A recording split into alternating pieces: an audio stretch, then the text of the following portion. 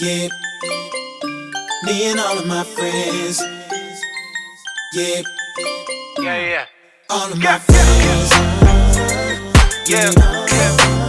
Me and all of my friends. All of my friends. Got me feeling like the man when I walk through it, all my friends. And it don't matter if you ever understand, Nope. cause I got love for each one of my friends.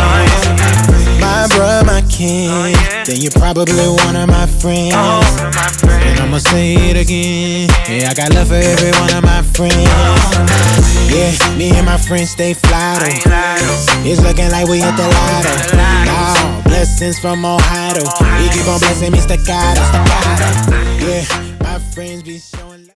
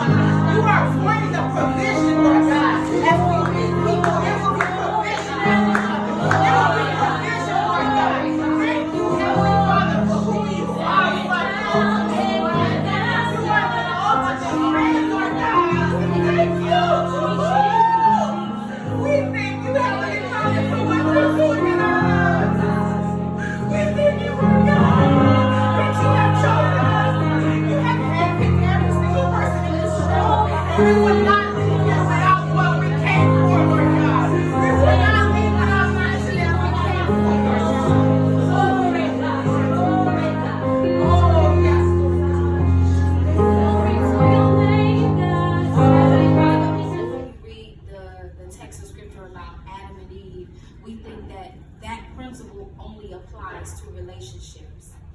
But that principle will apply to every relationship dynamic.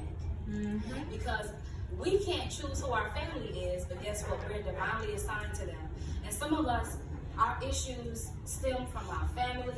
It stems from our experiences growing up, the little girl, that never healed, things that we saw, that we came into agreement with, that formed and shaped our identity today. And so everything that you will suffer in this life will stem from how well you know yourself. Every decision that you make in relationships will be formed out of how well is my soul, how healthy is my mental, how healthy is my ability to discern who is similar to me.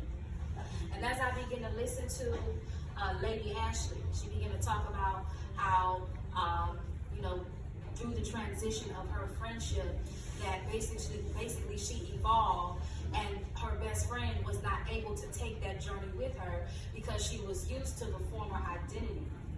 And so when God causes you to die from one identity and birth you into a new one, you have to understand that everybody's not going to be qualified to take that transitional journey with you. It doesn't make them a bad person. It doesn't make them evil. But what you have to realize is that God has put you on I call it a prophetic grid. And every coordinate point is just like tic-tac-toe. You might be one of the dots on the chart that'll connect me to a whole nother realm. But I have to trust the God in me enough to know that He won't position and place people in my life that don't have the capacity. Everybody has ability, but everybody does not have capacity. And when you understand that, you won't allow people into your space. Because we hear so often about, you're not going any further than your circle.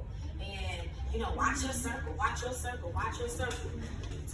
But the truth of the matter is, the issue will never be your circle. It'll be your core. I want you to let that sink in your spirit. It'll be your core. Because the more I know about me, the more I go within, the more I allow myself to connect with the God that created me, the more I'm able to discern. You meet somebody, let's go to romantic relationships real quick, because that's the majority where women's pain lies. Connecting with men, some of us have even ventured into connecting with women, if we're honest. you know. And I want to say this: we make these decisions based off of what it is that we're longing for, and the root of it often is rejection, abandonment, a need for acceptance, a need for affirmation, we're looking for love. And we're looking for love in all of these different spaces and places, and not realizing that God, when He made us whole. He made our spirit perfect and entire. We have to go through the process of preparing the soul. And the only way that you're going to prepare your soul is when you put yourself in environments that are conducive for growth. So when it comes to romantic relationships, because this is the main thing that I sense that a lot of you have experienced a lot of pain in. When it comes to romantic relationships, some of you are actually praying for God to send you a husband. And right now, you need to do the work necessary to prepare yourself for that man of God. Because if you haven't been delivered, if you have not done your work, you know, even in the world, Iyanla Vanzant, right? Outside of the prophets and the apostles and everybody else that we want to lay hands on us and cast demons out, even Iyanla is going to command you to do your work. She's gonna listen to your situations, but she's gonna dig deep into the depths of the things that we don't see as the fruit.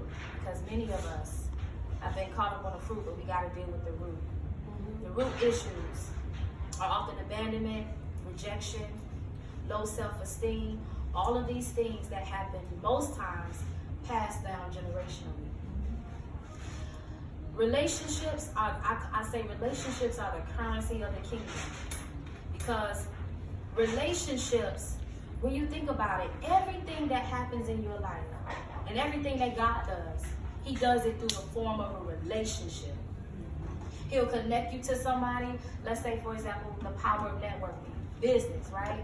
You need an opportunity for your career. He's going to connect you with somebody that's going to open the door for you, right? So He uses people.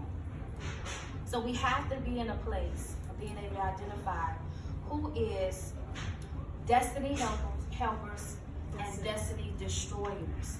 Are you on a divine assignment in my life, or are you on a diabolical assignment in my life? This has been the measurement test that I use in every relationship dynamic. Some of us are in a place where we have been through so much that we wall out everybody. She said she gave a friend assessment of, you know, what was it, 3? A giver, receiver, and what's the back one? Half-hearted, right?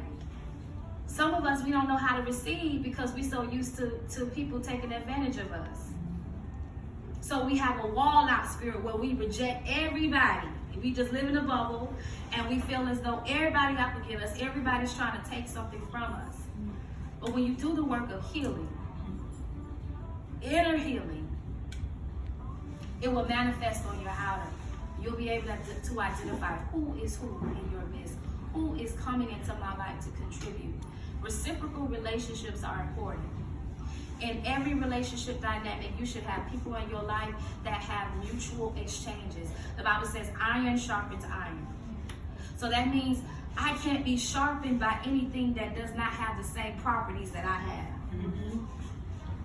So I need somebody that is, my mom growing up as a young kid, listen, I didn't care how many times I came to her about, this person is my best friend. She was like, no, that ain't your best friend. And listen, your